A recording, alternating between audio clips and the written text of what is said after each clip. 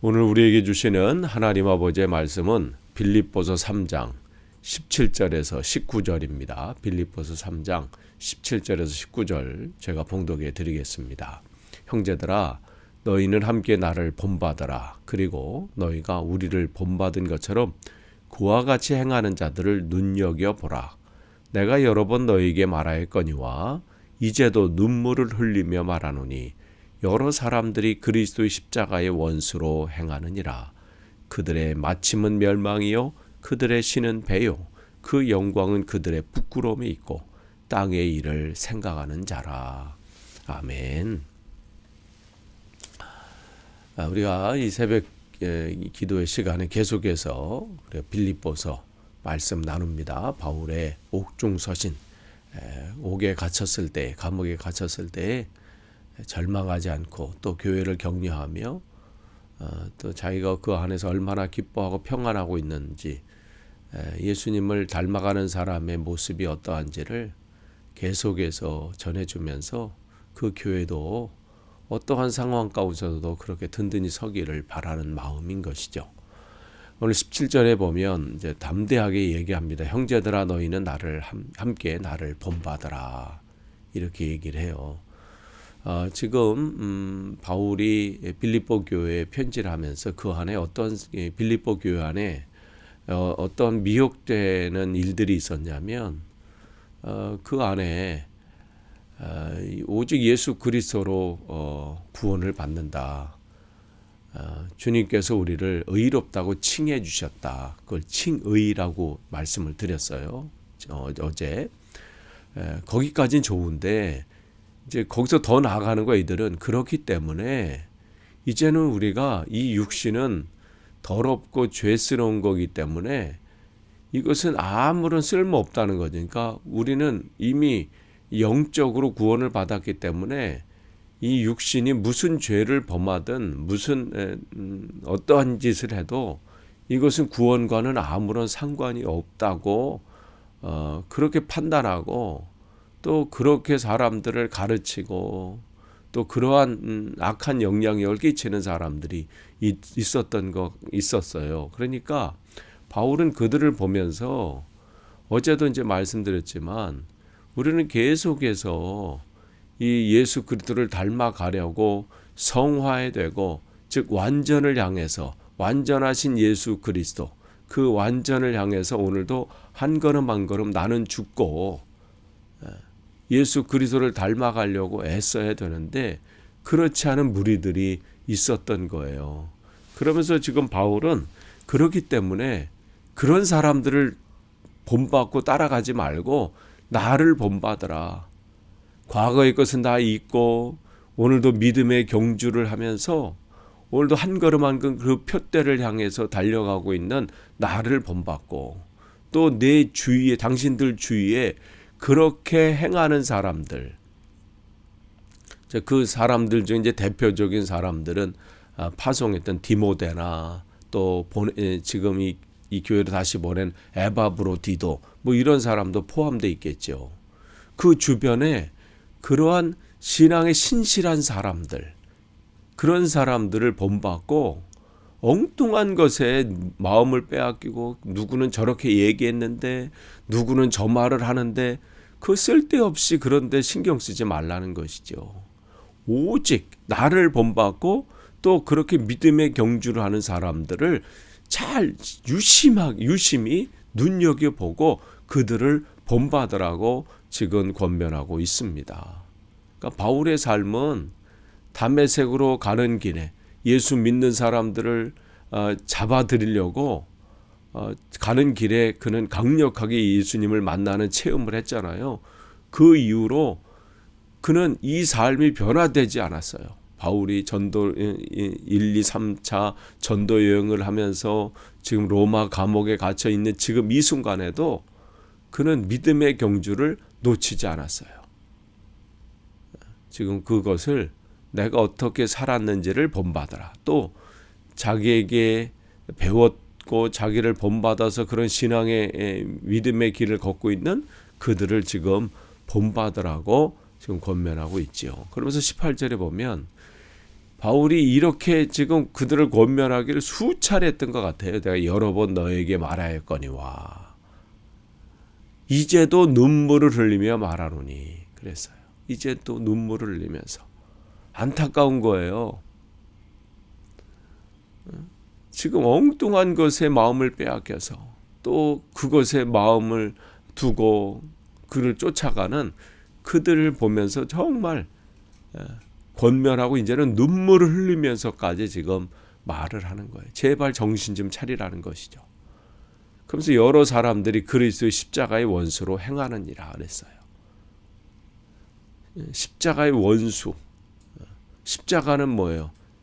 자기를 부인하고 나는 없어지고 주님이 주인 되고 주님이 왕이 되시는 것인데 십자가의 원수라는 것은 뭐예요? 자기가 주인이 되고 자기가 왕이 되는 것이죠. 그러니까 안타까운 마음에 지금 바울은 그 얘기를 하고 있습니다. 그러니까 이 하나님이 기뻐하시는 것이 무엇인지 분별하지 않고 자기 육체에 좋은 대로 자기 눈에 보기에 좋은 대로 그렇게 판단하고 결정하고 선택하고 오히려 그것을 하나님의 은혜라고 착각하고 있고 그러니까 내가 무엇을 지금 결정하든 무슨 일을 행하든 뭘 먹든 마시든 뭘 하든 이것이 하나님이 기뻐하신 것인가를 분명하게 우리 여러분 생각하셔야 돼요. 그러니까 그것이 흐려지면요. 결국은 그들의 19절에 그들의 마침은 뭐예요? 멸망이라는 거예요. 아무리 목사고 장로고 권사고 신앙이 대단한 사람이고 직분을 받아서 사람들이 볼 때 어우 대단합니다 얘기해도 하나님의 뜻이 원치 않는 것으로 내가 그 삶을 고집부리고 그것을 선택하고 그 일들을 행하면 결국은 그들의 삶은 멸망의 삶이라는 거예요. 그러니까 그것을 우리가 기억하라는 거예요. 결국은 영원히 망하고 만다는 것이죠. 또한 그들의 신은 뭐예요? 배요 그랬어요. 그러니까 이게 지금 먹는 것이 이게 내게 맞는 것인지 나에게 이걸 먹으면 알레르기가 일어나는 것은 아닌지 이게 상한 음식인지 아니면 괜찮은 음식인지 먹어도 되는지 안 되는지 그거 판단 없이 그냥 자기 눈에 좋으면 먹는 그런 것처럼 이게 신이 돼버린 거예요. 그래서 자기 눈에 좋은 거 자기에게 유익이 된다고 하면 자기 탐욕대로 하나님과 상관없는 거예요. 아니 우리의 마음은 우리의 몸은 주님이 거하시는 성전이라 이렇게 있으면서 그 성전을 하나님으로 채우려고 하는 것이 아니라 내가 좋아하는 것, 내 욕망, 내 욕심 이것으로 채우는 것이죠. 그게 십자가의 원수가 되는 거예요. 지금 바울은 교회 안 다니는 사람을 얘기하는 게 아니에요. 예수님을 안 믿는 사람을 얘기하는 게 아니라 예수님을 믿는 그 교회 안에 이런 사람이 있다는 거예요. 그리고 그의 영광은 뭐예요? 그들의 부끄러움에 있다 그랬어요. 그러니까 마땅히 하나님 앞에 선자들, 우리는 그 하나님 앞에 선자들이잖아요. 그것을 코람데오라고 하거든요. 그래서 종교개혁자들이 이 종교개혁의 기치가 뭐냐면 이 코람데오예요. 우리는 하나님 앞에 서 있다. 그 하나님 앞에 서 있는 그 코람데오, 그런 우리들은 뭐예요? 무슨 일을 할 때 이게 하나님이 기뻐하시는 것이 아닌지를 판단해서 선택하고 분별하고 결정하고 그렇게 행해야 되는데 그런 것이 없는 거예요. 마땅히 부끄러워야 될 일에 대해서 부끄러워하지 않습니다. 오히려 영광스럽게 생각하고 나는 똑똑해서 이렇게 나는 선택하고 이렇게 결정하는 거야. 그렇게 생각을 하는 것이죠. 자기 이익을 위해서, 자기의 탐닉을 위해서, 자기의 미래를 위해서 하지 말아야 될 일을 하고 부끄러운 일임에도 부끄럽지게 생각하지 않고 흙을 백이라고 하고 백을 흙이라고 하고 악한 것을 선하다고 하고 자기 생각대로 판단을 하는 것이죠. 이러한 시대가 이사야 시대에도 있었고요. 미가 시대도 있었고 예언자 시대의 삶이 이랬거든요. 하나님 앞에 부끄러운 선택을 하고 또 그런 판결을 내리고 또 그러한 결정을 했는데도 조금 더 부끄러워하지 않는 거예요. 그러니까 하나님이 예언자들 통해 선지자를 통해서 그들을 심판하시고 그들을 책망하시는데도 부끄러워하지 않아요. 얼마 전에 대한민국에서 그런 판결이 있었잖아요. 어젠가요? 그저께. 한 권력자의 아들이 이 퇴직금으로 50억을 받은 이제 판결이 났어요. 근데 판결이 뭐라고 났어요? 그 아들이 결혼해서 분가했기 때문에 그것은 아버지를 보고 준 뇌물이 아니다 이런 거죠. 그러니까 결혼했기 때문에 뇌물이 아니라는 거예요. 근데 어떤 사람 그랬잖아요. 장학금을 받았는데 600만 원인가? 그는 그에게 그 사람에게 준 게 아니라 그 아버지를 보고 준 것이다. 근데 이 판결에 의하면 그는 결혼하지 않았기 때문에 그렇다는 것이죠. 그러니까 앞으로 뇌물을 받으려면 자식을 먼저 결혼시켜야 된다. 이러한 조롱거린 그런 말들이 지금 나타난다고 그러잖아요. 부끄러운 줄을 몰라요. 내가 지금 하고 있는 일이 그걸 또 자랑스럽게 여기잖아요. 봐라, 나는 아무런 것이 없다. 판결이 이렇게 나지 않았느냐. 염치도 없고요. 부끄러움도 없는 거예요. 이게 요즘 있었던 게 또 아니고 미가 시대에도 그런 일들이 있었죠. 이사야 시대에도 그랬던 거죠. 지금 바울도 그런 거예요. 그 영광은 그들의 부끄러움에 있다. 그러니까 부끄러운 것을 모르는 거예요. 자기 이익을 위해서 위증자들을 세우고 자기에게 뭔가 이 돈이 된다 그러면 주가도 조작하고 잘못된 판결을 내리고 마땅히 거쳐야 될 그 과정들을 거치지 않고 뒷돈을 줘서 눈 감아주게 하고 그게 예수님을 믿는 않는 사람들이 아닌 사람들이 하면 뭐 그럴 수 있어요. 그들은 예수 그리스도를 믿지 않으니까. 하나님 앞에 서 있는 자들이 아니니까.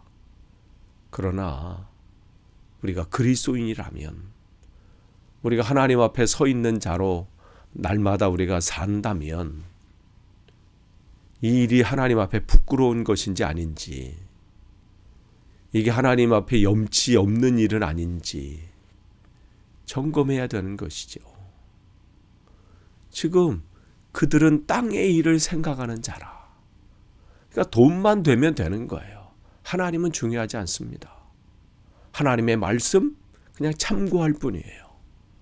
지금 내가 얻는 이익, 내게 좋은 것 이게 중요한 겁니다. 자식이 잘 될 수 있다면 이것이 돈이 된다면 내게 기쁨이 된다면 하나님의 말씀은 지금 나중이고 먼저 중요한 것은 내게 유익한 것이죠. 지금 바울은 그들을 본받지 말라는 거예요. 나를 본받아라 이 얘기는 이런 것이 아니라 언제 어떤 상황이든 하나님이 기뻐하시는 것으로 가는 거예요. 비록 옥에 갇힌다 할지라도 매 맞는다 할지라도 모든 재산을 다 잃어버린다 할지라도 내 미래가 어떻게 될지 내가 은퇴 후의 삶이 무엇이 아무것도 없다 할지라도 그것이 중요한 게 아니라 나는 오늘 하나님 앞에 온전히 서 있는 삶. 여러분 그러한 분들을 여러분 본받기를 원합니다. 물론 그런 분들이 어떤 분이 없는 것처럼 보일 수 있어요. 그래도 여러분보다 조금 나은 분들이 있을 거 아니에요. 여러분보다 한 단계 앞에 서 있는 분들이 있을 거 아니에요. 그렇게 우리는 한 단계 한 단계 그렇게 본받으면서 그렇게 성장해 나가는 거예요. 오늘도 그러한 주님 앞에 선자 코람데오 그 자세로 부끄러움이 없는 삶이 되시기를 간절히 축원합니다. 기도하겠습니다. 하나님, 나를 본받으라. 하나님, 우리가 이러한 신앙의 고백, 이러한 담대함을 우리 자식들에게 말할 수 있습니까? 너는 나를 본받으라. 우리가 교회 성도들에게 그런 말을 담대히 할 수 있을까요? 하나님 앞에 서 있는 자라 말은 하지만 결국은 내 이익, 내 욕망에 하나님 말씀이 무너지는 이 시대에 하나님, 우리만은 온전히 서기를 원합니다.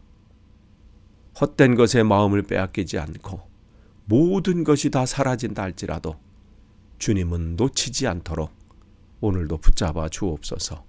예수님의 이름으로 기도하옵나이다. 아멘.